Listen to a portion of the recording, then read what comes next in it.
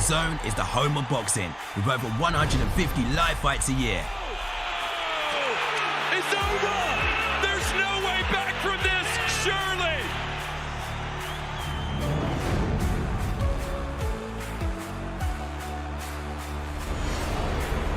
Ladies and gentlemen, let's get ready to rumble! How do you like it? How do you like it?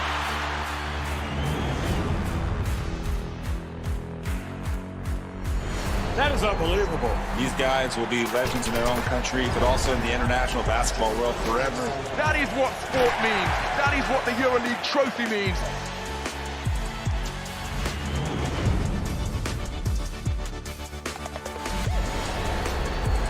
Are you not entertained? I'm not supposed to be cheering, but this is X Series. I can do whatever I want.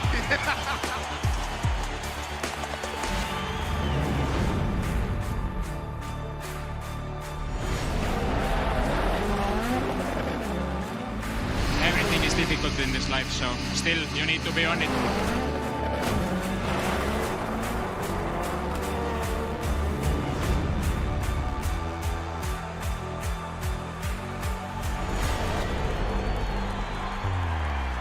It all comes down to tonight. Don't miss the biggest night in MMA. PFL is more than a fight.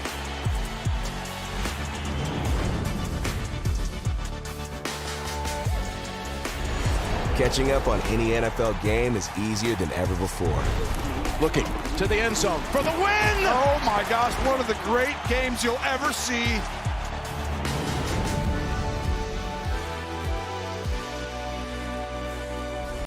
The competition is back, and the UEFA Women's Champions League looks set to be bigger and better than ever before. It's their time.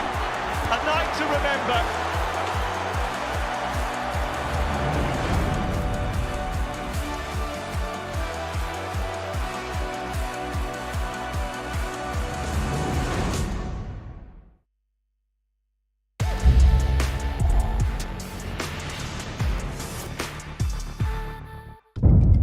The following program is recommended for those 16 and over, as it contains sporting violence, possible bad language, and flashing imagery.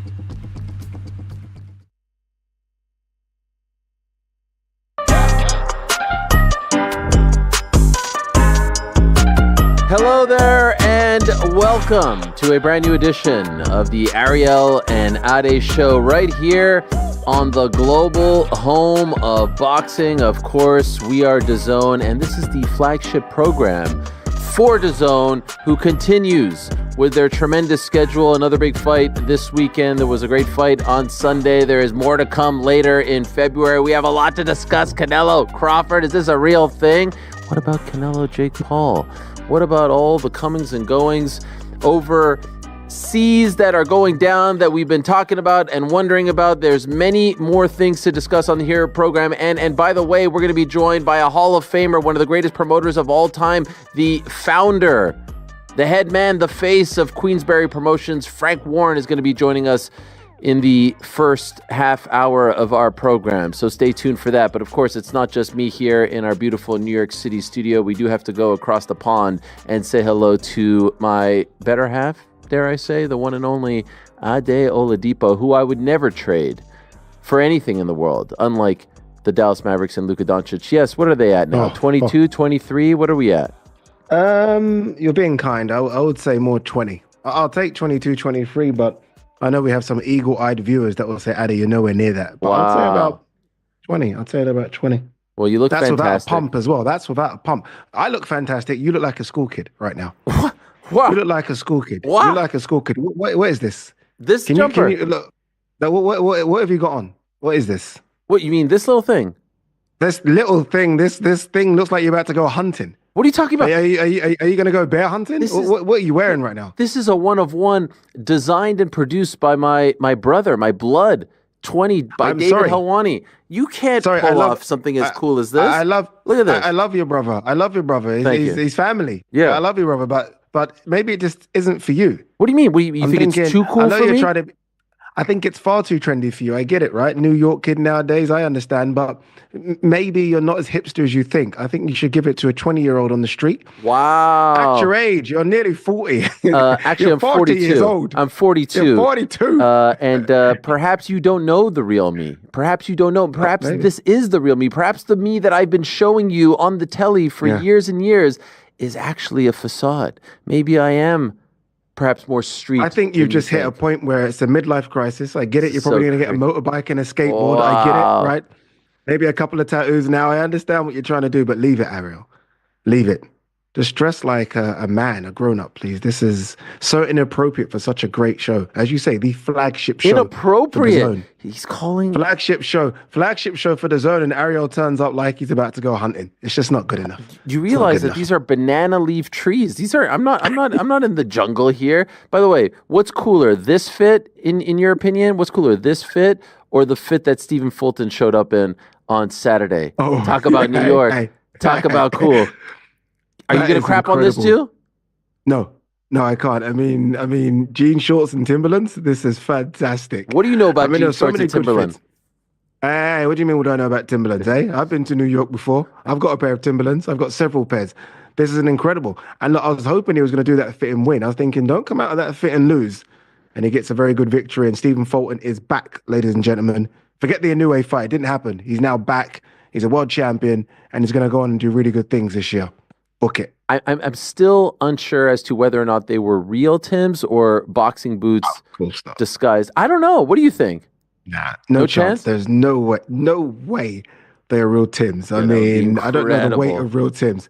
The only person I know that wears non-boxing boots is Amanda Serrano, who just seems to wear Jordans, don't she? She wears Jordans, which is incredible. But everyone else, it's boxing boots disguised as Timberlands. Trust me. Devin Haney wore Uggs in April. He did, didn't he? Didn't help him. Didn't help him. That was the first thing I thought of when I saw Fulton on Saturday. I was like, oh no, not this again. Although those look like Uggs disguised as boxing boots, but they seemed a little bit too flat. There was something off about whatever he was wearing. They were so flimsy. Yes. And maybe like it was like too comfortable. Like you can't fight someone in comfy, soft, whatever the sensation that you get when you wear Uggs, you can't fight someone with that. It makes you soft. It doesn't give you that killer instinct, right? Yeah, they were bad. They were bad. And hopefully they're sort of discarded for the history books. I'll tell you who has really good sort of footwear when it comes to boxing footwear anyway. Caleb Plant. Incredible. Oh, yeah. I mean, this guy literally is the coolest guy in the world. You should take some dress sense of Caleb Plant. Wow. Go on his Instagram after the show, and if you really want to be the cool kid in the class again, just wear what he wears. Like, he wouldn't wear what you're wearing right now. He'd probably wear something like this. I think he'd probably wear this. He'd probably wear the hat. I'm just saying. Wow. He wouldn't wear what you're wearing. It's a lot of shade, but I'm comfortable enough. I'm secure enough. I'm confident enough to take all of this and then some. I tell you what, we do have Frank Warren joining us in a matter of moments. Of course, Queensberry going to be joining forces with DAZN come April officially, although there's a bit of a taste. There's a bit of a taste, if you will. If you're living outside the UK and Ireland this weekend, you're getting the Derek Chisora versus Otto Wallin card. It's on TNT Sports in the UK and Ireland, but elsewhere, including here in America, we get it. So a bit of a taste of Queensberry action on DAZN. They're calling this, I think they're calling it The Last Dance for Derek Chisora, right? Number 49. Yeah. But they've already said that he wants to get to number 50. So I've surmised, and we'll ask Frank when he joins us in a matter of moments about this. I've surmised that I guess it's the last dance in the UK for Chisora. What do you think it means, if not that? You are correct. That's exactly what it is. It's the last dance in the UK. And obviously, that's where I'm guessing 99% of all his fights have been. I know he's had a couple of fights in and around Europe. I'm thinking of Helenius and Klitschko and Pulev, but the majority of his fights have been in the UK. So it's his last dance in the UK, the AO Arena in Manchester. I'm hearing he's pretty much sold that place out, and it's a big arena, so the crowd are going to turn up and support him. And Chisora is just incredible. I don't think there's a story like Chisora in boxing, full stop, not just in the UK, but boxing globally. For a guy to have lost 13 times, he's lost 13 times. But he still puts bums on seats. He's still got a following. He's still in big fights. He's fought everyone that he could fight, apart from maybe AJ, who he's never going to fight, and Deontay Wilder. Apart from that, he's fought everyone. I mean, he's an incredible story. I like the way he's changed himself from Del Boy Chisora to War Chisora. So he's moved with the times. He always reinvents himself. Fantastic story. Good luck to him on Saturday. Who do you want for number 50? Who comes to mind? Ngannou. Really? I think I saw that photo there's of two them really. together. Yeah, Ngannou in Africa, because there's been this big talk about an African fight potentially. Ngannou makes sense for that. Dillian White, I mean, him and Dillian White always seem just to mix. The problem is it's 2-0 Dillian White. Yeah. I thought Dillian White lost the first fight, but obviously he won the second fight conclusively. So it's those two. I know he's spoken about AJ. He says, I think I saw something where he says he hasn't fought two people. And he said, I've not fought AJ and I've not fought Dubois. So I think he wants potentially a crack at a world title. I don't think he's going to get that. And he's not going to fight AJ. AJ's his younger brother. So I'm going to go for Ngannou in Africa. I think that'll be a big one. Oh, I don't hate that. And I know that Ngannou is itching, and I know that he wants to fight in boxing this year, perhaps even more so than, MMA as far as his next fight is concerned. Yeah. No chance Dubois. I mean, especially if he wins, even if he loses. No. I don't want to see that. There's too big of an age gap, and I have no interest in that. The AJ one would be weird. I feel like it's going to end up being someone like Dillian White, and fair play, 50th fight, try to get one back. It wouldn't work for me though. No, I don't know. I don't like the idea. Look, if it wasn't his last dances in his last fight in the UK, cool. I think him versus Dillian White in the UK, it does an arena here comfortably. Those two, once they get talking, they sell it. The press conference will always be action-packed. But that fight abroad, it's kind of weird. It just doesn't feel like a fight that would do great numbers in Saudi. It certainly wouldn't do great numbers in Africa. So it kind of, whereas I think Ngannou would do great numbers in Saudi. He's been there before. We know how good his support is over there. And it would certainly do something crazy in Africa, especially, and I know we're going to get to it, if it's on the undercard or something a bit special. So I like the Ngannou one more than the Dillian White one. All right, well, let's talk to the man who will be putting on this event this Saturday in Manchester, as you said, at the AO Arena. It will air right here on DAZN, outside of the UK and Ireland, on TNT Sports in the UK and Ireland, and a bit of a taste, as I said, of what is to come April, when Queensberry joins the DAZN family in full force. Let's say hello to the man himself, the best dressed man in boxing, the great Frank Warren, who, Frank, I've been getting a lot of stick from Ade on my jumper. He says it's not cool that I'm having a midlife crisis. I thought it was very cool. Who better than you to ask? What do you think? You on there? I can't see you. Camouflage, it's hip. You're blending into the background with that camera. Wow. This is a lot of British humor for one man to take on a Tuesday evening. Great to see you, Frank, as always. Appreciate it very much. We were just talking about Chisora, and obviously he returns on Saturday, 49th fight, the last dance, last fight in the UK, but we were kind of trying to come up with a name for number 50. Perhaps you even know the answer to that question. Do you know when number 50 will be and against who? And I understand I'm putting the cart before the horse, but he's kind of laid out this plan, has he not? Well, he's got to, obviously, it's obvious he's got to get through this fight first of all. And this is a tough fight for him. But he gets through it. I think the summer we'll do the 50th fight. Or maybe, probably summer. That's what we're looking for. Maybe June. But I've got to be honest. He's got his hands full. Otto Wallin, I think, on his day can give Derek a lot of problems. He can be an awkward customer, so it's going to be quite interesting to fight. But it's done extremely well. We've sold a lot of tickets up there. It's not completely sold out, but we've had a real good turnout for it, and I'm hoping we can get rid of these last few tickets leading up to Saturday. But it's a really good card, and for Derek, this is his last fight in the UK. So it's as we called it, the last dance. It certainly will be one way or another, as far as the British public's concerned, seeing him live. Yeah, Frank, look, I can't wait to come up. I'm coming up on Saturday to support Derek. I think Derek's been incredible for British boxing. How would you sum up Derek's career? He's a guy that's fought everyone. There are double-digit defeats on the resume, and normally when you get those kind of double-digit defeats, you lose the fan base. The fan base still supports him. He still gets big numbers, as you say. It will probably sell out time fight rolls round. How would you sum up Derek's career? You've looked after him a few times. He's left you a few times. He's come back. He's left you. He's come back. How would you sum it up? I think, the fans have got to like him more as he's got older, and it's despite the fact that, he's got losses on his record. I think he's lost about 13 fights in his career, but all tough fights. I mean, he's not had any easy jobs. He's fought everybody who's out there. But the one thing he's always done is give everything he's got. He's give 100%. You know, his moniker is war, and that's what you get every time he gets in the ring. He goes to war. He doesn't leave anything outside. It's all left in the ring. And I think that's what's happened with the fans. They love him for it. You know, his last fight, he went in again as an underdog against Joe Joyce, and it was a cracking fight. And up until the stoppage, there was nothing in it. But what a great fight that was. And I think we're going to get something as well on Saturday similar to that, because it's the way Derek fights. You know, there's only these 2 more fights. I mean, I said a couple of years ago he should have retired, and he's proven me wrong on that. But, you know, hopefully he comes through Saturday, and, you know, the 50th, and that must be it for him. I don't want to see him carry on any longer, because every punch he takes now is going to catch up with him as he gets older. Yeah, it was supposed to be Jarrell Miller, and that would have been something, right? Jarrell Miller versus Chisora. Just the press conference alone for that would have been crazy. Otto Wallin, as you say, steps in. It's a tough task. I mean, we recently saw Otto Wallin against AJ. He's had a fight since then. Were there any other names, Frank, linked to this fight? Was Otto almost like the second choice, or any other big names sort of being spoken to or approached?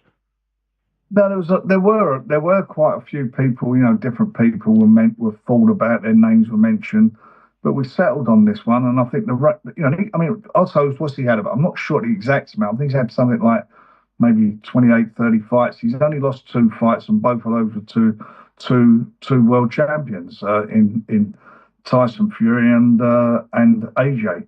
So he's fought at the highest level, and on his day, he can be a bit of a problem for anybody. You know, he's a southpaw. He's quite awkward, and he's up for this. I mean, for both of them, you know, for Derek, it's his last fight in the UK. He'll want to go out on a high, and for Wallin, it's a fight he can't afford to lose if he wants to get into another big fight. If he loses this one, he becomes basically a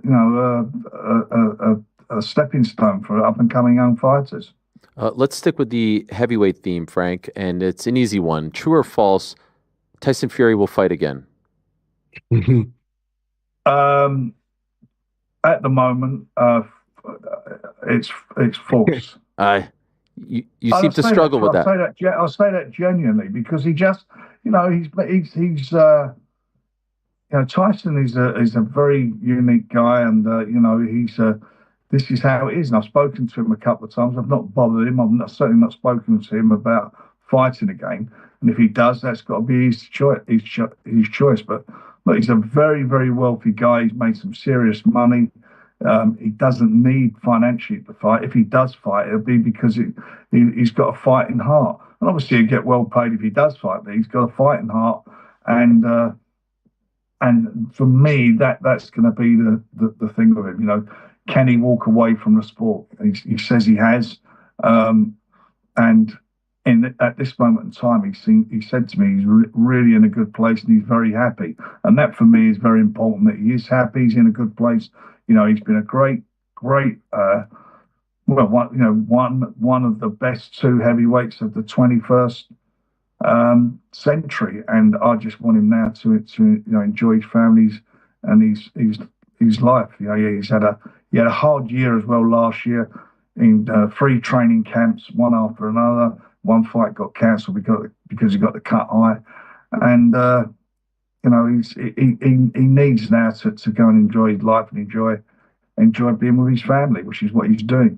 Could I ask you though to clear one thing up for me? When he referenced Dick Turpin, what was he trying to tell us with that message in the video? I've got to be honest, I've not discussed it with him. I'm not sure. I think there's various thoughts. You know, come on. I think you know. What do you think he's trying to say? Frank knows. I think, you know, for Tyson, that's something if he does come back or if he does an interview, that's something that I'm sure he'll clear up. You know, he's a very complex guy. Yes. Frank, you have the lock of the heavyweight division right now. I mean, your stable for heavyweights is incredible. There's 2 kids I do want to talk about, though. Moses Italma. I'm always intrigued as to what next for Moses. And the follow-up to that one is obviously you've signed Delicious Ori recently. That was announced a couple of days ago. Big signing, fantastic amateur, the perfect size, the perfect age as well. So Delicious after, but first for Moses, what next? I heard rumors of Charles Martin. I know he's been talking, former IBF heavyweight champion. Plans for Moses in 2025? Yeah, I mean, I hope we'll be in a position to announce what we're doing with him next week. So we're just trying to get a few things sorted out, and fingers crossed we'll get him over the line and we'll announce it. But he'll fight in the next 3 months, no doubt about that. He'll be fighting then, and I'm looking forward to seeing him back in the ring. He's a tremendous fighter. You look at him; he's only 20 last month, and he's anybody who talks about the next big fighter, the one who I feel is going to be the next big thing. They mention him, and I don't like putting too much pressure on young fighters. I like them to make their way, and when we're ready, we move them. But he's such a mature fighter. When you think of his age, the last time he fought, he was a teenager, and the maturity of how he goes about his business in the ring.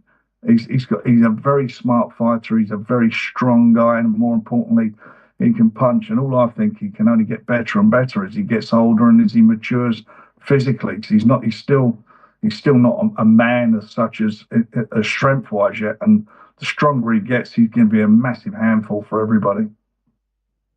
And on Delicious, very quickly, again, another heavyweight added to your stable, good amateur. There was talk about him going into wrestling. I remember that a couple of months ago. Obviously, he's decided to stick with boxing, which is good, but another good prospect.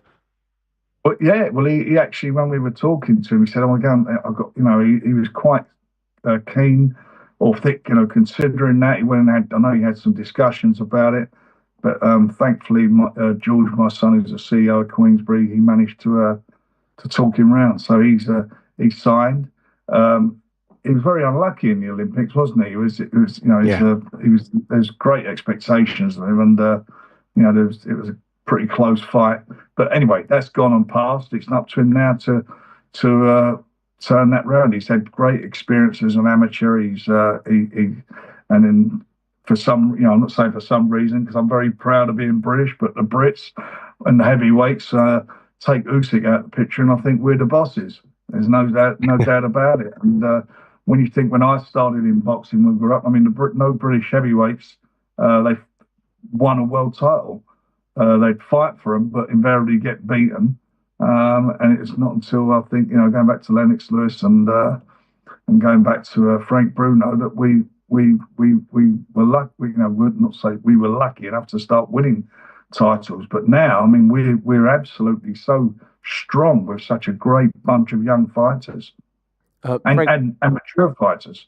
Would love to ask you about two massive pieces of news in the boxing world that don't necessarily pertain to your business, but who better than you to ask your opinion on these pieces of information. The first one being this very strong rumor coming out, or story from The Ring, which of course is owned by Turki Al-Sheikh, states that on September 13th, they are going to in fact do Canelo Alvarez versus Terence Crawford. Are you surprised that they got this over the line, that it appears to be a done deal for Las Vegas's Allegiant Stadium? Look, if it's done, I mean, as a boxing fan, I can't wait to see that fight. It's a fabulous fight. If anyone can get it done, His Excellency's the man, and he's been a massive fan of both those guys. And I know when we sit down and talk about up and coming shows, that's one he's always said he'd love to see, and I'm pretty positive that it will happen, and fingers crossed they get that over the line, because what a fight that'll be between those two, and a great fight for American boxing. Yes, it's a real great fight. I mean, you need great fights there. They need a massive big fight if it does go on in Vegas, which I think is the home for it, with greatest respect to everywhere else. That is something special. That's a burster, that fight. And there's a continued talk that Dana White and the TKO group are going to get into boxing along with Turki Al-Sheikh and try to make some sort of boxing league and perhaps use the UFC, formula, if you will, and bring it to boxing. Excuse me. Bless you. Do you think that that formula can be successful based on the things that Dana has said about the current state of boxing and feeling like the business is broken, bringing that mentality, bringing that business plan to boxing? Do you think it can be successful? Yeah, I mean, Dana's a very competent guy, and and he knows what he's doing, and His Excellency, you've got to look at his track record, how brilliant he's been for the sport. I don't think boxing is broken, by the way. I mean, I think boxing's a great sport, and I think we've had some fabulous, certainly in the last 18 months, some great fights, but we had some good fights as well before that. But the whole dynamic of the sport has changed, whereas it was basically the world capital of boxing was Vegas. It's now Riyadh. This league, I mean, all the fights I'm sure are going to take place in different cities, and it'd be quite interesting to see, how that develops. But with it, certainly with Dana and TKO and Nick Khan and all the team, I mean, they're very serious players. So I think it's going to be a great addition to boxing. Away from that, closer to home, obviously, look, everyone's excited about what Queensberry are going to do with DAZN. Obviously, you still have stuff to do with TNT. I did see a report today, Anthony Kakache giving up his IBF super featherweight strap. I think Kakache had one of the best years of his career, one of the best years in boxing last year. What's the plan with Kakache? The rumours are circling that potentially Lee Wood jumps up. Can you fill us in on that one, Frank? Anything happening soon for Kakache? He's vacated because what is he? He's 36 now, and he's sort of late in his career. He's shown what he's all about, and he had a tremendous winning that title against Joe Cordini. I mean, that was a fabulous win. He was a massive underdog in that, and then he went on and successfully defended his title again. He's looking to make some serious money. We feel we've got a fight that we hopefully will be able to be in a position to announce officially. And I think everybody's going to love the fight. It's a really, really competitive fight. It's going to be a great fight. And I can't actually, say what it is yet, but we're not far off of actually doing that. We're going to have a press conference next Monday to announce our schedule for DAZN. And I hope, and I do believe everybody's going to be really happy with the first few shows that we're putting together. No better time than the present, Frank. You can break some news for us here on this program. A nugget, a morsel. No one will be upset. I mean, we're all part of the same family.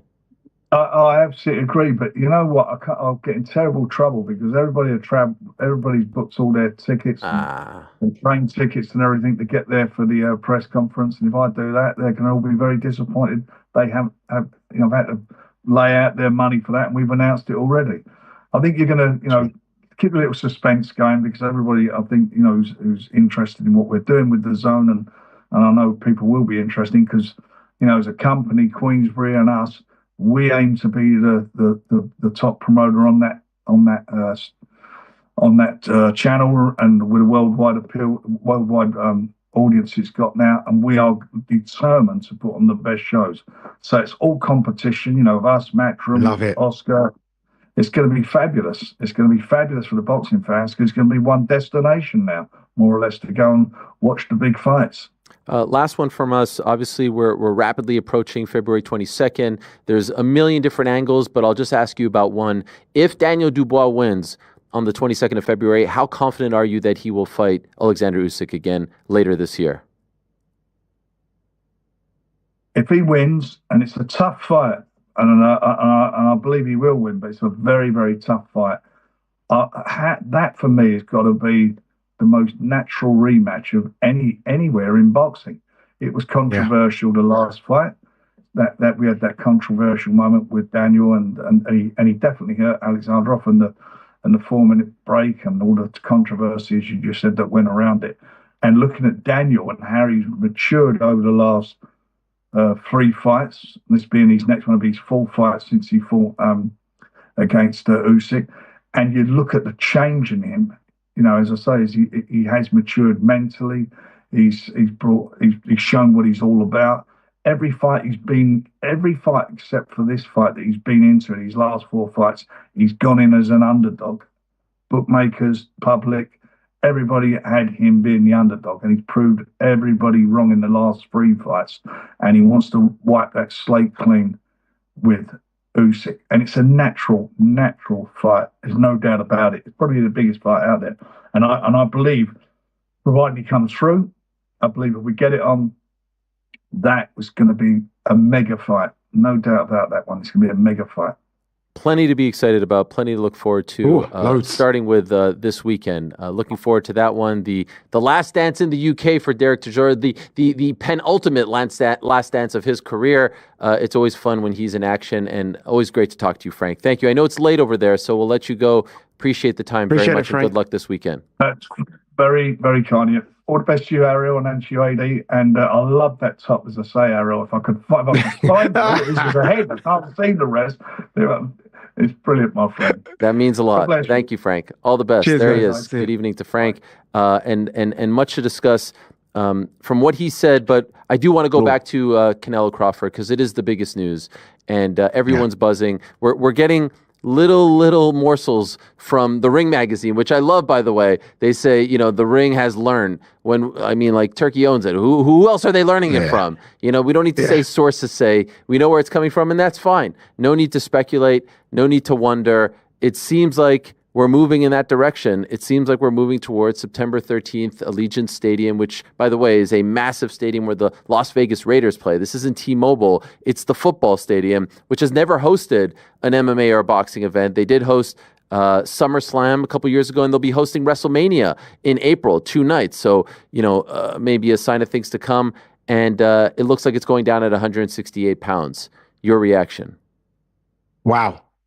When I first heard it, I was like, okay, this is... We kind of knew it was coming, but I didn't know it was going to be announced. I mean, I've never known a fight to be sort of scheduled for September, but announced in February. I mean, that's a 7-month swing. Well, it hasn't been officially announced yet, right? Like, not official, it's not been officially but announced, it's like unofficial. but it has been confirmed. Yeah. As you say, I mean, it's the Ring magazine. Yeah.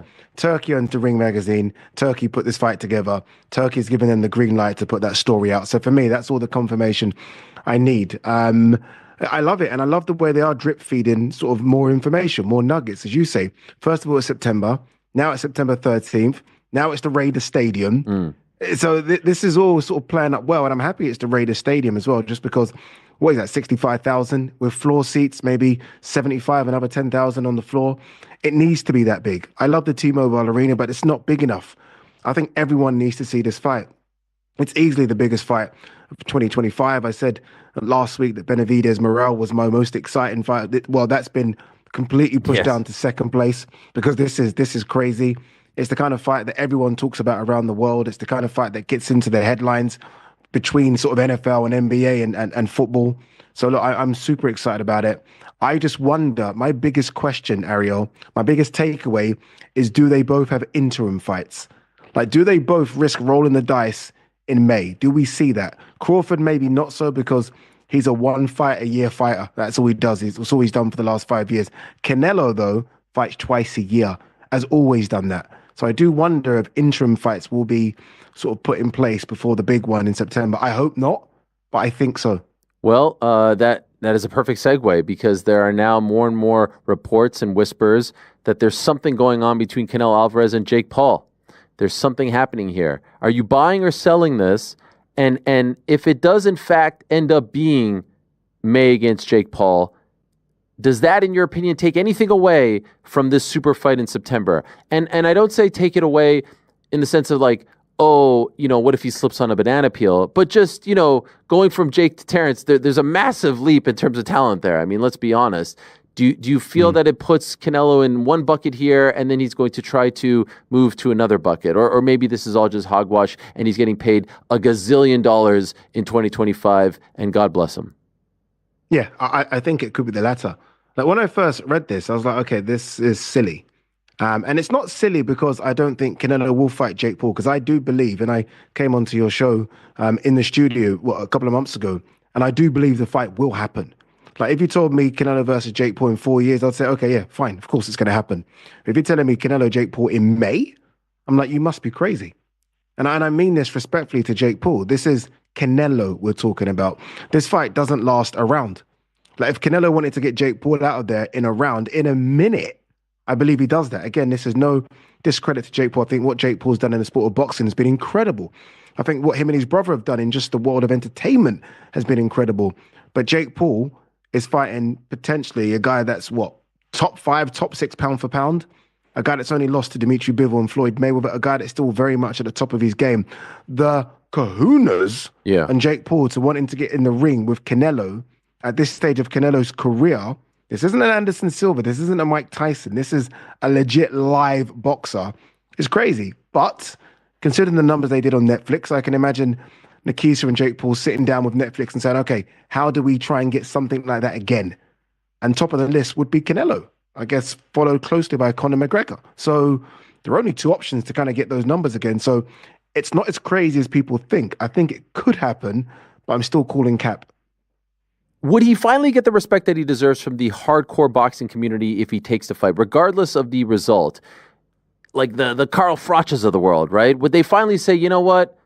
Respect, you're fighting a guy who's somewhat in his prime, one of the greatest of all time. He's not in his 40s. He's not an old man. He's not an MMA fighter. Does he finally get that respect? Or will they see it as some sort of freak show fight where he could say, hey, look, I took a chance. I dared to dream, and now I'm going to go back to other fights? Again, the latter. Really? Freak show fight. Yeah, he's not getting respect. I mean, why does he not get respect for taking this? He because can get it depends humiliated. how he performs. Yeah, but it depends how he performs. He doesn't care about that. I think Jake doesn't necessarily care about that. Jake seems to be the most thick-skinned person I've ever seen in my life. He doesn't seem to care about abuse that's directed his way. It seems to just go over his head or goes in between one ear and come out the other. It depends how he does in that fight. If Jake, say, lasts 4 or 5 rounds of Canelo, gets up from a couple of body shots, then I think, okay, thumbs up. Everyone's going to show him that respect, and rightly so. If Jake gets washed in a round and gets 100 million for getting washed in a round, I don't think he gets respect. Should he get respect? I mean, who wouldn't jump in the ring with Canelo for 100 million for a round? I'd do it. The truth is, I don't think, look, there will always be talk about, whether or not Floyd Mayweather carried Conor McGregor. We'll never truly know the answer to that question. But I don't think Canelo, if he's agreeing to this fight, I don't think he's finishing this in a minute. I think he will do the dance. You know what I mean? Oh, really? 100%. That's interesting, because I've always looked at Canelo as someone that will. I don't know if he views Jake as a bit of a joke, a bit of a sideshow. I'm not quite sure. And I've always viewed him as someone that wants to put this sideshow to bed. I almost feel like he wants to. Like when Darren Till says, I'm going to come in and end Misfits. Sure. I almost feel like Canelo looks at that when it comes to Jake. So I expect Canelo to go in there and just blow him out. He's also a businessman. He's a businessman, and he's getting paid a lot of money. Yeah, but what is it? Yeah, but he's getting paid a lot of money for the easiest. Getting paid per second. No, but I'm just saying he's getting a lot of money for the easiest fight of his career, and at least at this point of his career, who knows, what he was doing when he was, 1-0. But the point is, I think he goes out there and just, he gets paid, dances, and he puts on a show to a degree. And I'm saying this as someone who doesn't know, whether. Do you think this happens? You're talking to me like you think this actually. I mean, come on, Ariel. Ariel, stop it. You've got all the connections in the world. I go back to post Tyson. I'm the one that said I think this happened. I even think I said this before Tyson that it's closer than ever, that it's a real thing. I said the same about the McGregor fight with the Pauls and with Jake in particular that I think could happen down the line as well. There's a lot more hurdles there, because he has 2 fights left on his UFC contract. We'll have plenty of time to talk about Jake Paul versus Canelo if, in fact, it gets done. And if it happens in May, that's going to be a fascinating scene in some city in America, Cinco de Mayo weekend, which is historically a big Canelo weekend. But I do want to... You know what my worry is? What my worry is, very quickly? My worry, and this isn't certainly not the way I believe it, but the way a lot of casual fans believe it, my worry is that Canelo Jake Paul is bigger than Canelo Crawford. Wow. And I don't want it to take away from what Canelo is bigger? Crawford. What is bigger? What, in terms of what does more numbers? On a mainstream Canelo level. Crawford. On a Canelo mainstream Crawford level. You think so? Canelo Crawford does more bigger. Yeah, I believe Canelo. Sorry, apologies. Canelo Jake Paul. Oh, I yes. think does bigger numbers than Canelo Crawford. Yes. My apologies. That's a crazy thing. Canelo Jake Paul. And of course, we have to know where it's going to air, what platform, this, that, and the other. But on a mainstream level, like, my children know who Jake Paul is. They don't know who Terrence Crawford is. You know what I mean? Just that's just exactly the nature of things. So 100%. It just reaches a whole other audience. What if Jake I mean, could you imagine? Do you know This the thing thing goes is? up in smoke. I was thinking about this. But no one in boxing, of the thousands and thousands of boxers out there, nobody has a better chin than Canelo. Nah, I know. Nobody. It's a crazy. So even if Jake catches him, it's literally going to bounce off him. No one. So I hate to say it as a hardcore boxing fan. I'm intrigued. By the way, it works. Intrigued. It works so perfectly for Canelo. After what happened with Mike Tyson, he's the guy that says, "All right, let's go. I'm going to do this. I will be the guy to finally end him. I will be the guy to finally stop this circus, this charade." It works out perfectly. Oh, and by the way, he gets a boatload of money. Mr. Payday himself, he gets a boatload of money. Now, I want to go back to the Crawford fight because I think initially when this was first being bandied about, everyone was like, even Canelo himself, I don't want to be a weight bully. 168, 147, 168, 154. That's not my thing. I won't get the proper credit if I beat this guy. As great as he is, he may in fact be the number one pound for pound fighter. But obviously, we're getting closer and closer. And I'm starting to feel like the initial thought of this won't be competitive is dissipating, Ade. And it's starting to become a discussion. You know what? Is Canelo getting older? Are the legs still there? Crawford, switch hitter. He did all right in his first fight at 54, but now he'll get more comfortable as a bigger guy. He's actually not that small, this, that, and the other. Yesterday on my program, Ade, I spoke to David Benavidez, and I asked him about this fight, and his response surprised me. I want to play this clip for you and get your response to David's answer. Here it is. It's a good fight for both of them. Good fight for I think it's more important for Crawford than anybody, but I think if anybody could beat Canelo, I think Crawford could. Yeah, I know you said he could be the guy. What kind of a chance do you ultimately give him?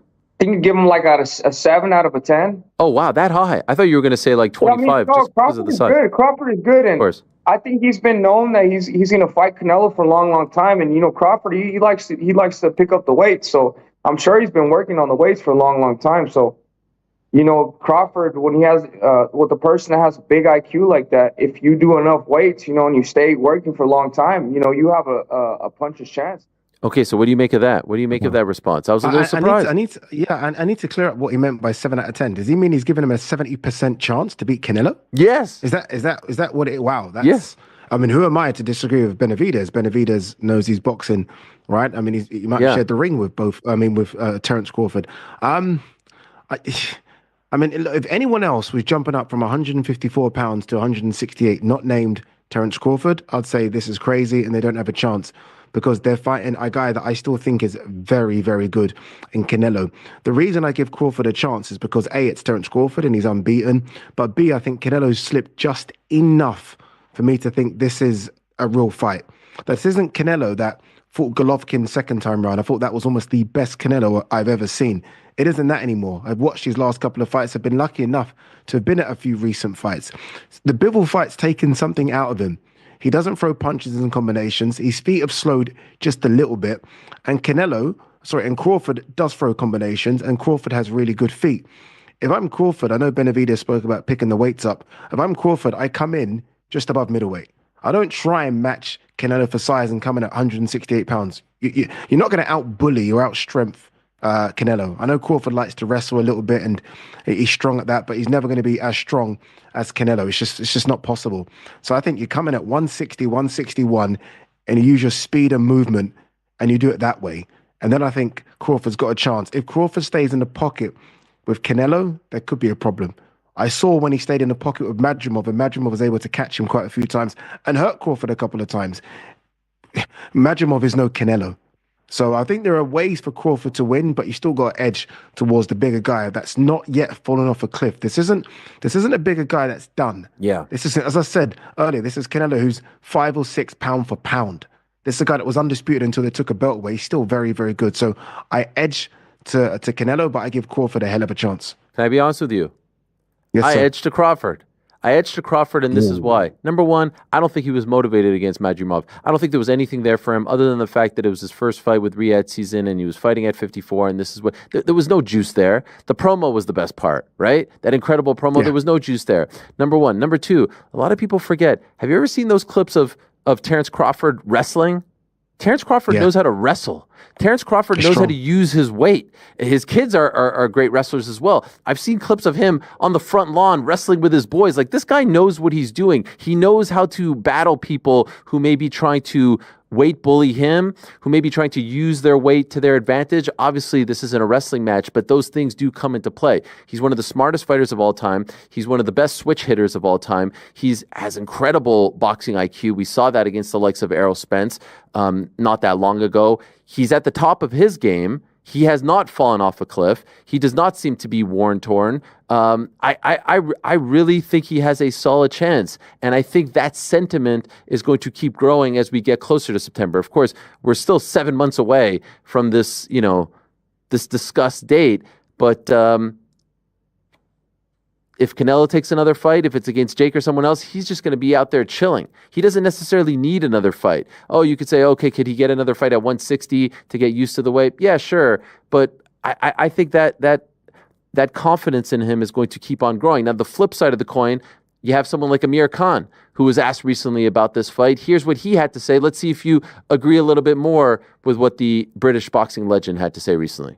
There's weights for a reason in boxing, and even though I got a huge respect for Terrence Crawford for showing the balls that he wants to go in the ring and fight a beast like Canelo, but like I said, Canelo, maybe Crawford sees something that other people are not seeing against Canelo, which is like maybe he's gone past his sell-by date, and maybe Crawford is the guy to catch him at the right time. Okay, so he kind of hedged at the end there, but it doesn't sound like Amir fancies his chances, right? Yeah, look, Amir understands the troubles that Crawford's going to have. Amir fought Canelo and got knocked out viciously, but that was a much younger, much better, much stronger Canelo. Now, this Canelo's had some wars. He's been in tough fights since then. So I fully understand why you're edging to Crawford. Crawford's unbeaten. Unbeaten fighters don't know how to lose. But this is a Canelo that's seen every single style. You mentioned the switch hitting there, and you're rightly so. Crawford's a fantastic switch hitter. Canelo has seen everything. I mean, this career where he's been at the top of his game for the past, 12, 15 years, he's been in there and has lost a couple, but he's been in there with everyone. This is the big stage that he's now his normal stage. This is the big stage for Terrence Crawford. I mean, yes, he's experienced it, I guess, with Errol Spence, but before then, nothing quite like what a Canelo fight's like. A Canelo fight week's completely different. I think Crawford's ready for it. I do, but I mean, it's a big jump. I mean, we say 154 to 168. Really and truly, it's 147 to 160. Yeah. He's only had one fight in 154. This isn't a guy that had 10 fights at 154. Now he's going up. So look, I think it's intriguing. I like the fact that we both have different views on it, and I think this is what's going to make it one of the most watched fights of 2025, because everyone's going to be glued to watch it, because is Canelo too big? Is Crawford too good? Yeah. And I think it's fantastic. A classic barbershop fight, right? I could just see barbershops all over the world, all over the country debating these finer points. We'll have plenty of time to talk about it as well. I want to go back to Saturday in Las Vegas. David Benavidez, David Morrell, we were both so very excited for this fight, and it delivered. In the end, it was a fairly easy fight to score if you were just picking the winner. When that fight ended, I wasn't sitting there at midnight at home going, okay, round 7 for Benavidez, round 8. But I knew Benavidez did enough to win. And in the end, we got that result. 118 to 108, 115, 111. 2 judges had it. It got a little dicey there in the 11th with the supposed knockdown. I know Benavidez doesn't agree. But then it was negated by the punch after the bell by David Morrell. So, it was the Lord giveth and the Lord taketh. I was very impressed with Benavidez. The fight was a little closer early on, but then towards the end, I felt like he just showed, he's better. He's got more experience. He hits freaking hard. He attacked the body double the amount of times that Morrell did, and Morrell just didn't want to get hit from some of those punches, and I can understand because Benavidez hits like a freaking truck. I was blown away, and it just, by the end of the fight, I was just thinking like, man, could you imagine Benavidez against Beterbiev? Could you imagine Benavidez against Bivol? Luckily, he told me yesterday he's flying out to Riyadh. He will be there in attendance on February 22nd. Ooh. He wants next. I hope we get next. I hope we get him against the winner of that fight. Before we get to that, your thoughts on what we saw on Saturday? You know how good a performance that was from Benavidez? I think Morrell beats everyone not named Beterbiev, Bivol, Benavidez. That's how good I think Benavidez is, because of how high I rate Morrell. I thought Morrell was excellent. I thought Morrell just maybe came in just a bit too inexperienced for what was almost scary Benavidez. I mean, he's frightening. I tweeted about it. This guy can do everything, and he doesn't look like he can do everything. And I mean this with so much respect. He doesn't look like your athlete that can have fast hands and fast feet, but he's got fast hands, fast feet. He's got a good chin. He fights on the back foot. He counters off the ropes. And when you hit him, a bit like Nigel Benn, when you hit him, he wants to hit you back. There isn't like, okay, you've hit me, I should shut up now. He's like, okay, you hit me, let's go. Like when he got knocked down, it was kind of a flash knockdown. He went straight for Morrell, like straight for him. Like, okay, I'm not giving you this round. No. We're not doing that. I'm going to win the round back. And I think he's sensational. I think he's a superstar. I think he speaks well. I think he sold the fight fantastically well. The face-off that you conducted with him and Morrell, I thought was fantastic. Every time they kind of got together, it was electric. Yeah. I think he's the guy to kind of be the next flag bearer for American boxing. He's got the Mexican American fan base. He's got the casual boxing fan base. And I think him versus either Beterbiev or Bivol. I mean, I just said Canelo Crawford's fight of 2025. Him versus Beterbiev. You keep changing your mind, but that means that we're being spoiled. Oh, it'd be fantastic. It would be. I mean, it would just be like it would be like literally two monsters just going, like two zombies going in there toe to toe. And I guess, you know, I thought Bivol won the first fight, and then I'm thinking, all right, let's say he figures it out and he wins the second fight and he does it more comfortably, right? No controversy. I'm starting to think like, okay, are they going to try to do a trilogy or They have to. I'm more interested in the Benavidez fight. I want some fresh blood now. Okay, I saw them twice. I know. I would say give me the other one before the trilogy. Give me Benavidez versus the winner before the trilogy. Okay, so if Bivol wins, you're saying give us Bivol Benavidez. Yeah. Let's see. It's unfair on Beterbiev. Why? 1-1. I say if it's 1-1. Yeah. I know you might not want to like what I'm going to say, but I think Benavidez fights the winner of Boatsy Smith. I think Benavidez. What? It's not good enough. Joshua Boatsy, if he beats Callum Smith, I think that's a good fight. I think Joshua Boatsy versus Benavidez is a good fight. It's not Beterbiev. It's not Beterbiev. And you could make a case. Boatsy's unbeaten. Yeah. Boatsy could make a case to be the next man in line, if I'm honest with you. Could make a case. Sure. But is it not a bit of a step down in terms of prestige going from Morrell in a sold out T-Mobile arena to Joshua Boatsy, who is tremendous, but not exactly a known commodity here in America? Right? He'll get a big win on February 22nd, but he's thinking winner of Beterbiev Bivol, and then you have to fight a killer like Joshua Boatsy. I'm just saying, of course I would watch it. Benavidez has turned into one of my favorite fighters. I was glued. I loved every single thing about that fight was just magic. And every punch looked like it killed, looked like it hurt. And shout out to Morrell for taking those punches. Bivol fan. I am the biggest Dimitri Bivol fan on planet Earth, and I feel like what I'm going to say next is blasphemy. But I'm so desperate to see Beterbiev Benavidez that in a way, I mean, I don't know. I just want to see Beterbiev Benavidez because I want to see a guy stand and trade with Benavidez, because there was times when Morrell had to take a step back. I'm telling you now, Beterbiev's taken no steps back. Benavidez has taken no steps back, and it's going to be mano. This is honestly, it's frightening to think what these guys will do to each other. So yeah, I'm desperate to see that one. But in saying that, Bivol could run circles around Benavidez. I think Bivol's feet could be too good. So either way, it's going to be great fights, regardless of who Benavidez fights. But I am fully in Beterbiev Benavidez, fully in. And Benavidez likes to cause a bit of trouble. He likes to talk a bit of smack, and I love it. You can't talk smack to Beterbiev because he's no interest. It just literally won't mean anything to him. So that card there, he can't play that card. So it's just about a fight, and that'll be a fantastic fight. Look at this guy sitting in front of his Team Bivol jumper over there, saying essentially that he hopes Beterbiev wins on February 22nd so that we can see Beterbiev versus. I didn't quite. I don't know what I said. I'm not sure. You said it in so many words, but I understand. I understand the intrigue and the passion. What I ultimately love most about this discussion is that here you have a guy in Dimitri Bivol, who's a matchroom fighter, going up against a top ranked fighter with a PBC guy in the mix as well in Benavidez. It's like, look at this world that we're living in, right?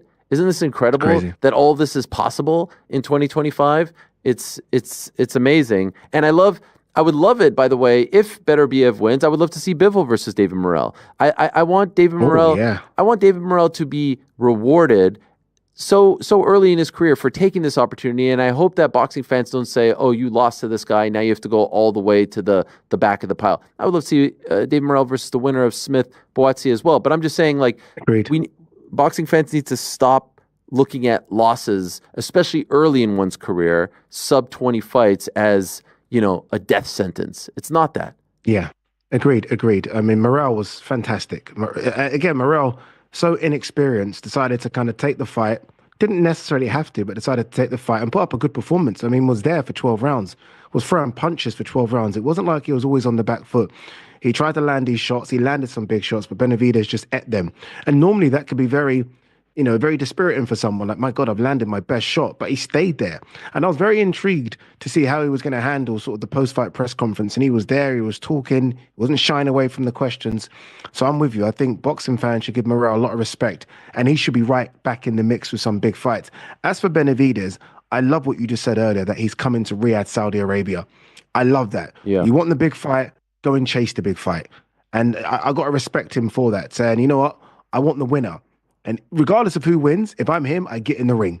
Do a Daniel Dubois. I'll have the mic there for you. You criticized Dubois. No. Do a Daniel Dubois. Yeah, because Dubois had a fight against Joseph Parker coming up. Fair. Benavidez has no one. Get in the ring, grab it from whoever's doing the interview. If it's me, I'll give it to you. If it's Mannix, grab it.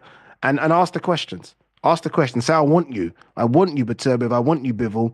And let's see how this plays out. Yeah, it's very smart to do that. You have to be in the mix. You have to be seen. You have to be in the front row. That just makes you a part of the conversation. He still believes, by the way, he still maintains that the Canelo fight will happen. I feel like we are further, as he continues to do well at 175, I feel like we're just moving further and further away from it. What do you think? True or false? That fight happens. What do you say? True. You think so? Wow. Yeah, true. You know why? Because I now believe... Maybe Canelo views him as a draw. Maybe, exactly that. Yeah. The public demanded it 12 months ago. And Benavidez, he had some good wins, Caleb Plant, Demetrius Andrade, but he wasn't that guy. He's now that guy. I'd love to know what the numbers were for PBC, because I almost feel like a star was born on Saturday. Like, I genuinely believe that. It was like a real first big pay-per-view outing for Benavidez, and he didn't disappoint. Benavidez gives you so much value for money. And Canelo's all about the Benjamins. So I feel like Canelo might look at him thinking, oh, well, okay, so you can put a few bums on seats now. You can sell a few pay-per-views. Now let's talk. Because before you were just a guy that was dangerous and a big mouth. Now you're a dangerous big mouth, but you make me some money. Let's come to the table. All right, so that was Saturday's story. Let's talk about Sunday night's story, a rare Sunday night boxing event. It went down in Flint, Michigan. Our friend of the program, Clarissa Shields, makes history. 3-time undisputed champion. No one has ever done this in women's or men's boxing until now. And this is the third round of her fight against Danielle Perkins. And Ade, I do have to say, I think the fight could have been stopped here. And I'll explain why in a matter of seconds. You see her just like pouring it on. And Perkins wasn't in her league and wasn't really in her class. Look at this. Perkins falls. They called this a trip. And then the referee's like, oh, let me help you up.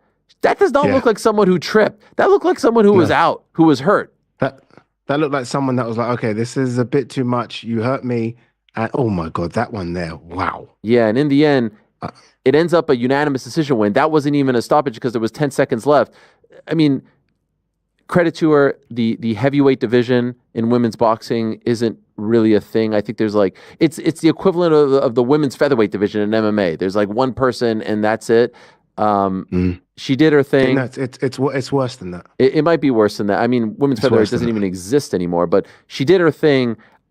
There's nothing for her to do there. It's a nice little, it's a nice little thing on the resume to say 3-time undisputed champion, 3 different weight classes, first ever to do that in men's or women. But as we discussed last week, it's got to be Savannah Marshall. I know she talked about Layla Ali. She talked about Chris Cyborg. Even Cecilia Brækhus earlier this week said she would love to end her career against Clarissa. But this continues to be the problem with Clarissa, right? She's just so good. There aren't a lot of equals for her because she's so good and so big. Yeah, she's so good at that weight class. So you're right. Anything from 160 and above, there are no dance partners apart from Savannah. And let's not forget, that Savannah fight wasn't a one-sided beatdown. Savannah won some rounds. It was actually a competitive fight. I mean, we saw the way Clarissa celebrated after. You don't celebrate like that unless you know it's a tough fight. It was a good fight. Let's do it again. I feel sorry for Clarissa. I mean, as you say, she's a free weight now undisputed champion. She's not going to get the credit she deserves for that fight on Sunday, just because Daniel Perkins only had 5 or 6 fights, 42 years of age. She shouldn't have been in the ring with her at all. I mean, Clarissa coming out of the Olympics in her first fight would have beaten Daniel Perkins quite comfortably, let alone this Clarissa now, who's full of confidence and clearly carries the power up at the heavyweight classes. It's got to be Savannah. I think I saw Clarissa call out Hannah Gabriel, who she fought back in 2018, who's now a heavyweight, who, as I said, fought Clarissa back in 2018, which is 7 years ago. Gabriel's had 4 fights since then, 4. So there's just no one for her to fight apart from Savannah. In saying that, Savannah's not been busy either. Savannah's been obviously, perfecting her MMA craft. Get your boxing gloves back on, Savannah, and chase Clarissa, whether it be in America or the UK. Clarissa clearly doesn't want to come to the UK, so go to the US and fight her. It's the only big fight to make because there's nothing else. And I don't want to see Clarissa try and kill her body to get down to 147. She's fighting at 175. She can't cut 30 pounds. No. She can't. I don't like the idea of her fighting Amanda Serrano. Yeah. The Cyborg fight is kind of interesting, but I think that she would be way too good, way too slick to fight someone like. I mean, she's just been doing this for way too long, and Cyborg's on the back 9 of her career, so it doesn't really do it for me. It's the Savannah fight. That's the one. There's a built-in storyline. You know what I really wanted to see? Amanda Nunes. I was so wanting to see Amanda. When Amanda kind of said, okay, no more MMA, I was like, okay, Amanda, let's see what you can do in boxing a little bit. Let's just see. She doesn't have that technique. She doesn't have those skills. No. She's not. No. She doesn't fight like a. There are some fighters out there that you could say. Like I think back in the day, like a Rose Namajunas, like she had a nice jab. She boxed. Amanda is a brawler, and I don't think that technique would translate to boxing, especially against Clarissa Shields. Yeah, I get it. Yeah, it was more for the crossover appeal. At the time, Amanda was so big in the UFC. She was a big name. Many consider her the GOAT of MMA, female MMA. And I thought at that time, okay, this is a perfect fight for Clarissa because this is more eyeballs on Clarissa, and Clarissa would comfortably beat her. But it was more just for that appeal as opposed to a competitive fight. I'm just desperate for Clarissa to fight someone of note. And unfortunately, I don't know what Dimitri Salita can deliver. I mean, I keep saying Dimitri, like he can sort of pluck out a special 168 talent. There's just no one out there. She's having to kind of rerun the lap again, and it's just a shame. All right, so there are questions about her future and also questions about Anthony Joshua's future, because we thought it would be the easiest fight to make now in 2025. It would be Anthony Joshua versus Tyson Fury, but we just spoke to Frank Warren, top of the show, and he's maintaining that at least for now, and you could tell he's hesitating a little bit, at least for now, Tyson is done. And so AJ's not going to sit around and wait forever. I believe he said something similar to you, and there was a story that came out, not so much a story, I saw a video. I believe your friend Spencer Oliver of Talk Sport was talking to Ben Shalom and Martin McCauley, and they said, yeah, we're going to the Congo and we're going to fight AJ there. But now I see earlier today on BBC, Eddie Hearn saying there's nothing to this. There's really nothing in the works right now for AJ. And so my initial question to you was going to be like, are you buying or selling this idea of McCauley versus AJ in Congo? And if not that, who does AJ fight if it's not Tyson Fury?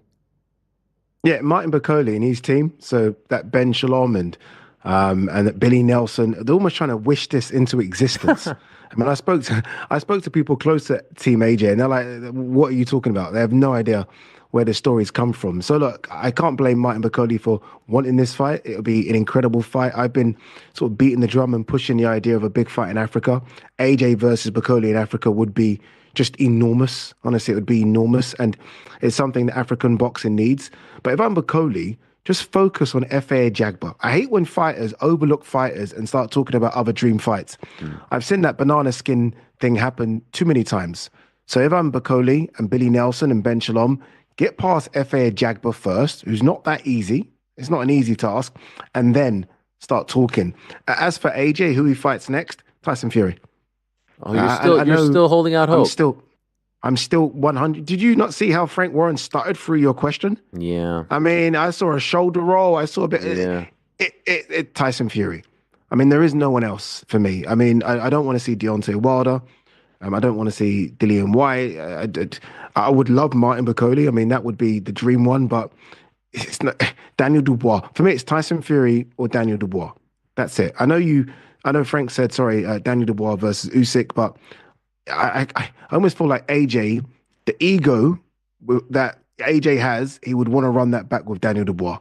So if Daniel Dubois comes through Joseph Parker, I can see more Daniel Dubois fight than a Bakoli fight. But I'm still holding hopes, please, that it's Tyson Fury in the UK. I just can't see how that fight doesn't happen. I just wonder if he gets anxious and just wants to move on. He doesn't want to be the one who is viewed as sitting and waiting for Tyson Fury. And I know, he last fought in September and he's coming off a knockout. I mean, he could fight next September. And so we have some time. But I just don't think AJ wants to be viewed as the bride at the altar waiting for her man. You know what I mean? And so there might be a part of him who's like, all right, screw this guy. I'm not going to be played here. I'm not going to be a pawn in your game. I'm going to move on. And then the question is, who are you moving on to? And so if Bakoli, is available, we saw them, playing around with that face-off over there. Maybe that's of interest. The Wilder fun. I mean, it doesn't really. I don't know. I think Jarrell Miller's the one then. Oof. If you're going to do anything, I think you do Jarrell Miller. Him and AJ just seem to despise each other. Bad memories that come up when you bring up Jarrell Miller and AJ. They have for years, right? And then Jarrell Miller looked, I thought, pretty good against Andy Ruiz. I thought he won that fight against Andy Ruiz. Jarrell Miller's looking for a fight. We know he was supposed to fight Chisora. Issues with his promoter, that fight couldn't happen. AJ versus Miller in the UK, wherever, does big numbers because there's so much heat between the two. I mean, there's this face-off that never saw the light of day that everyone would love to see, which was filmed, I think, by Johnny Nelson with the two. So look, that would be shown again. I think Jarrell Miller is a perfect name. I think Andy Ruiz, potentially, the trilogy could be there as well. I mean, AJ has so many dance partners. I mean, AJ's still sort of the big ticket seller when it comes to heavyweight boxing now that Tyson Fury's retired. So there are so many good options for AJ, but my first option potentially would be Jarrell Miller if AJ doesn't get the Fury fight. And so if you do think that the Tyson Fury fight happens, when do you think it happens? Do you think it happens this year? Yeah, this year in the summer. Man. In the summer. I appreciate your optimism. There is no big tournament. There's no big football tournament for us, sort of UK. How dare you? Sports fans. How dare you? The Club World Cup, live and exclusive around the world on DAZN. No subscription required. How dare you? The 32 best clubs. It really should be 33 if we count Nottingham. How dare you? I'm calling up the bosses right now. That's a new the tournament. The Club World Cup. It's a new tournament. Don't you dare ask to work that. All right. I'm talking about you. I am, I think. I'm talking about your traditional. Your World Cup, no traditional. It's 2025. It's Club World Cup Olympics. time. How dare you, Mr. Football? How dare I? The Club World coming to America. So I think, yeah, you do AJ in the summer at Wembley Stadium, 100,000, and then we move. Going up against the Club World Cup? Are you crazy? A month later, after the Club World Cup. Yeah. Late July. Yeah. Yeah, and then after you got Crawford, Canelo, and then after that you got so many other fights. But yeah, AJ Fury, like, play that true or false game with you. AJ Fury, does it happen, true or false? By the way, I love a good true or false question because, like, you can't dance around it. You have to give an answer. But you see, he wanted to dance around it, but I'm asking true or false. I say true. So there you go. Yeah. You still believe it? Yeah. Okay. It's almost because I want to believe it because it's right there, and it's the fight that makes the most sense for both of them. And why is Fury doing this to us? Why is he doing this to us? You know what's the most annoying thing about it? Every fight is being made now. Like, there's no fight that isn't being made, right? And it's the one that was never made, that we always wanted to be made. Now, in an era where everything is being made, can you just give it to us? Just give it to us. Give it to us as your last fight, as the crescendo, as the parting gift. And by the way, there's a great story to be told about everything over the last 10 years, but both men have their backs against the wall. Everyone would love it. No one would care. I don't even remember the Dubois fight anymore. It's old news. And AJ, he's a legend, and Fury was in there against the best pound-for-pound fighter in the world, arguably twice, 2 close fights. He survived the hellish 9th round in May, came back with a great fight in December. Just do it. One more fight. Yeah. I don't understand the Dick Turpin thing. I'm fascinated by that as well. He said it with such conviction. What was he trying to tell us? Has no one talked to him? Know. He hasn't done anything, right? He has done nothing. I saw him do something crypto with his phone yesterday. I was like, is that it? I saw an Insta story and I was like, oh my God, Tyson, and then it was crypto. I was like, But look, both of them have given so much to British boxing. I mean, what they've done in the last decade for British boxing is insane. So for them to have, as you say, the last crescendo, the last dance, right? I'm stealing lines from other fights announced recently, but for them to have that moment together, considering what they've done, and to get paid as much as they should get paid, and to sell out Wembley Stadium. I know you'll be there for this one, Ariel. Oh, hell it would be just, can you imagine the first belt for AJ Fury? And Fury's trying to deny us this? How dare you? Yeah, how dare you? How dare you, Fury? Please, I'm begging you. Just it's very rude. Come back for one more selfish. knock. It's just, we've been so close to this fight so many times.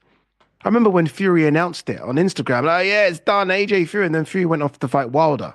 I think Wilder took him to court or something to make that third fight happen. Can we just get this, please? God damn. Well, we don't know if that last dance is going to happen, but we do know that Derek Chisora's last dance, ... in the UK is happening this Saturday, February 8th. Apparently you're going to be there. What, just as a fan? You just watching, or are you part of the crew? Well, I'm just as a fan, but there's no doubt they're going to ask me to say something just because I'm that guy. And why would you not want Ade on your TV screen? So I'm going to go there. I'm Team Chisora on this one. I'm going to go backstage, eat some Five Guys. That's what Chisora does. But I'm there to cheer on Chisora, man. Chisora's a great guy. I've known him for a few years. I know him outside of boxing, and he's an incredible guy. Always gives me word of advice, which is strange because I'm older than him. I know you wouldn't know that, but it's true. I'm older than him. Wow. So I do look at him like an older brother, strangely. But yeah, I'm there to support him. That is weird. Very that you weird. Look at someone who's younger than you.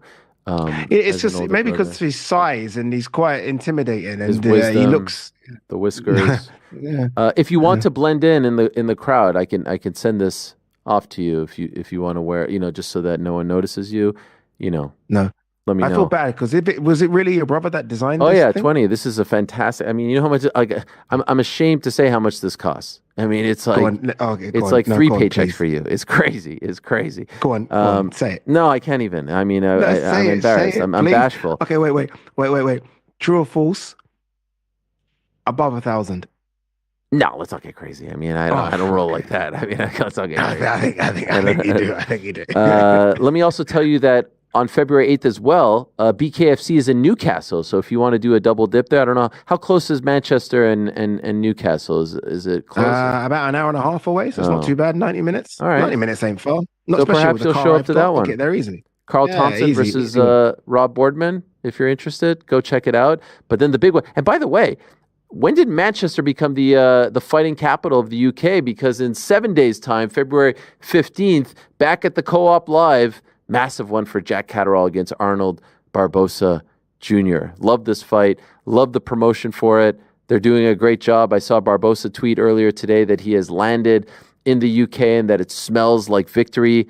Is Manchester the fighting capital of the UK now? I feel like all the big fights are going there. I feel like it's turned that way. I mean, it was the UK. For a time, it was Liverpool when you had the Smith brothers and Tony Bellew. And now it's Manchester. Pat Brown as well, who everyone's excited about. That Matchroom have signed. He fights very soon. I think he fights March 28th, if I'm correct. So Manchester is the hub right now, which is good. I'm very disappointed with Eddie Hearn, by the way, about this fight. So Jack Catterall Barbosa is a fantastic fight. Eddie Hearn is doing a live face-off of the two. Oh. I didn't get a phone call, and I'm like, oh, 1 second, what's going on here? Why is Eddie doing this? He's the one in the middle? Face-off. He's the one in the middle. What does a live face-off mean? What does live face-off mean? Meaning like in front of a crowd?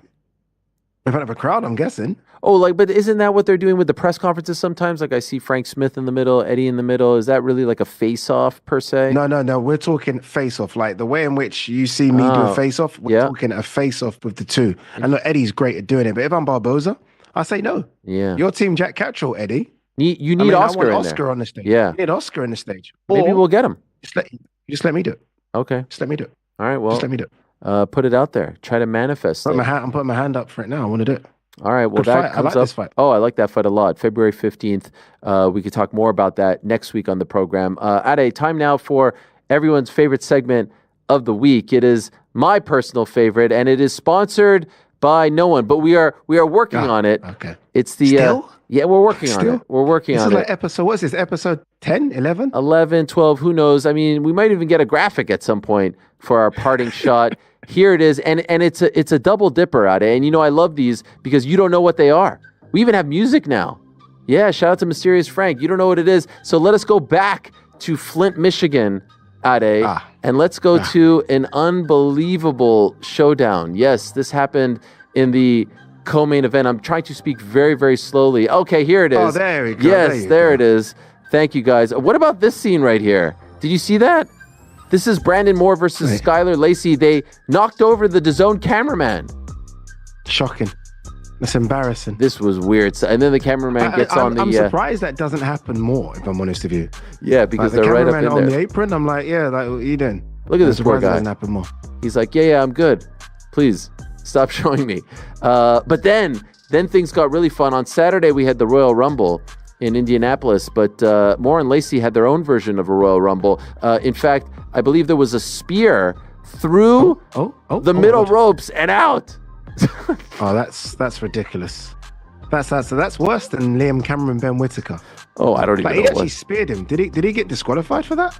No. He speared him. No. What? Yeah. Look at this. I mean, why is the ref counting? What's he counting the best part. How's he doing? The ref is counting. The ref is counting. Referee Steve Willis is counting, and he gets to number 16 for some reason. Wait, what? You can get to 16? It was like... Wait, what you mean? I'm so confused. It was like pro wrestling where and then he's determining, all right, the fight is over. What is going on? Steve Willis loves himself. He loves doing this kind of stuff. Look at him. Wait, did he try and jump back in the ring to say I've won, that I made it in the ring? What is going on? What is going on? I was watching this and I was laughing so loud at the lunacy of it all, because it was like pro wrestling where they both fall out of the ring and then you have 10 seconds to get back in, and he gets back in.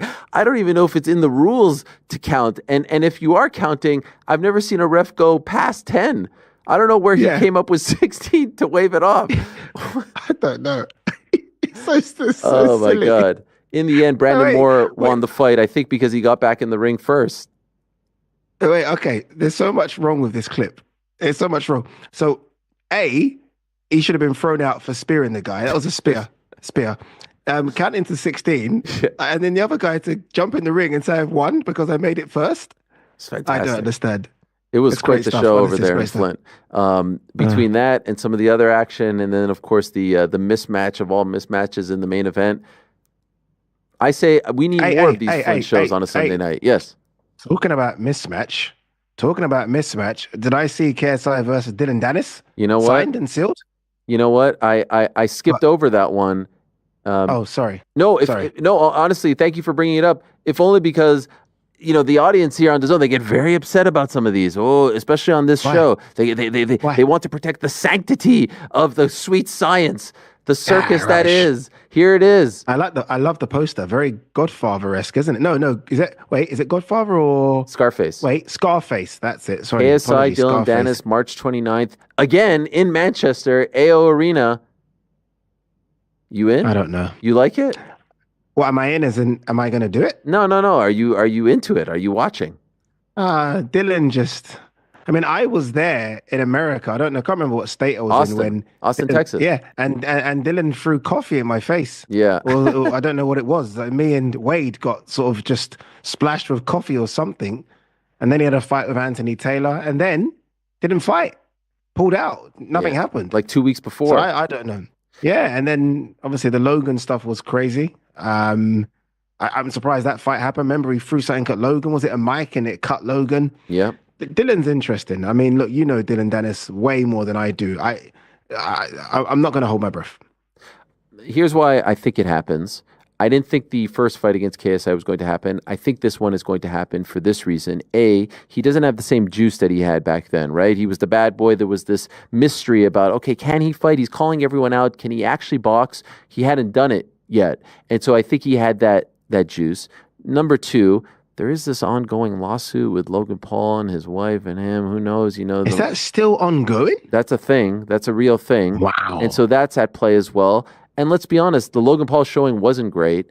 And so I think he needs to build himself back up. He has signed a deal with this upstart Global Fight League, this MMA promotion. Okay, let's see what happens there. But here's I would presume, a pretty good payday. And I don't think he has the same type of leverage that he had a couple years ago. What's going to be interesting is, remember, KSI was supposed to fight Wayne Bridge, right? And Wayne Bridge pulled out 48 hours later because he said it got too personal off the jump. No one makes it more personal than Dylan Dennis. And so has that opened the door for Dylan to get super personal like he did in the build-up to the Logan Paul fight? And we don't have a lot of time, right? This fight is in 6 weeks or 7 weeks, 8 weeks, whatever it is. It's March 29th. That's in less than 2 months. So I'm curious to see how he builds it. I do think he shows up. I just think it's really interesting at the beginning of the show, we're talking about Jake Paul, Canelo Alvarez, and we're talking about KSI versus Dylan Dennis. One of these things is not like the other, right? Yeah, I feel sorry for KSI in this circumstance. I know for a fact that they reached out to so many different fighters, so many different personalities that would have maybe still not been anything like Canelo, Jake Paul, don't get me wrong, but it would have been a lot bigger than Dylan Dennis. This certainly wasn't number one choice. I don't think it was number 5 or 6, but he's gone down the line, and the name next was Dylan Dennis. And as you say, Dylan Dennis doesn't quite have the juice he once had, but he's still got some juice. He will go in, he'll sell the fight, he'll promote the fight, he'll do something crazy. He will talk as much smack as possible. And let's see. I don't know with Dylan, man. I'm not quite sure. That fight against Logan Paul was horrendous. The build-up was fantastic. The fight was horrendous. And I just hope that he's been practicing a bit more boxing since then, because I haven't seen Dylan hit any pads since that moment. So hopefully he's been working on his boxing craft. Yeah. Who knows? Maybe Alex Pereira is going to be in his corner. By the way, shout out to the YouTube chat. We are live on the DAZN Boxing channel. Shout out to the chat who are telling us that if you fall out of the ring, you get 20 seconds to get back in, going back. Okay, now here's the thing. Why did he stop at 16? Why did he stop at 16? Because I think he realized no one was getting up. Well, I know you still got to go to 20. I'd love to know how quick that guy got in the ring. Did he make 20? No, because he waved it off. He waved it off. How long after him waving off did the guy get in the ring? Yeah. I'm fascinated to know, because that guy jumped in the ring like he achieved something. he jumped in the ring and put his hands up like we he did won. It. And I'm like, what did you do? I don't know. I've never seen that before. Have you ever seen that before? I didn't know 20 seconds was allowed. I've seen that. I mean, I remember Bernard Hopkins fought a few years ago and fell out of the ring or got pushed out of the ring. I can't remember the name of the guy he fought I've seen people fall out of the ring, but I've never seen both guys and then the referee start counting. No, never. I've never ever seen the referee count. It's very WWE-esque. Yes. It is. Yeah. Like normally both go out, that's it, fight's done. Yeah. Yeah. So it's great though. It's great stuff. Amazing. Great stuff. 20 seconds. Didn't know that. Yeah. Well, you learned something new. How about that? Shout out to the chat. Thumbs up, thumbs up. Ade, a pleasure as always. Enjoy your trip to Manchester. What is that, like a 2-hour train ride? What is that? In my car, about an hour and a half. Wow. Must be nice. Actually, I take that back. I'm not speeding. I'll take that back. Yeah. What is it, on the M6? The M9? What is that? Oh, look at you. M6. Is it the M6? I totally made that up. I legit made that up. Yes, I just threw that number out. That's amazing. Yeah, I could be wrong, but I think you're right. It's because this jumper. I'm feeling myself. You know what I'm saying? You should unfeel yourself very quickly, because don't wear that again, Ariel. Don't wear that again. Even your kids would probably tell you this. Oh, they love it. Oh, they love it. They absolutely love it. And I love you just the same. I love you too, brother. Great stuff as always. Enjoy the fights on Saturday. Enjoy the fights, everyone. Thank you so much for watching. We'll talk to you next week.